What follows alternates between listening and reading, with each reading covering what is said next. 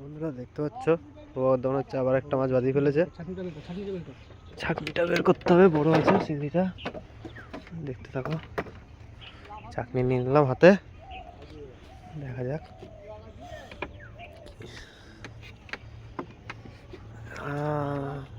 ভালোই বড়।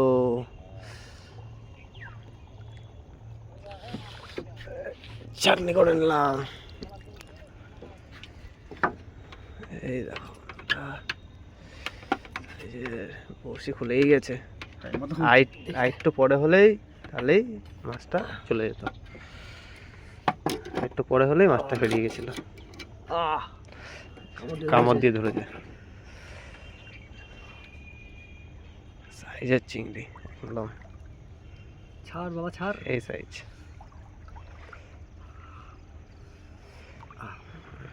ছেড়ে দিয়েছে।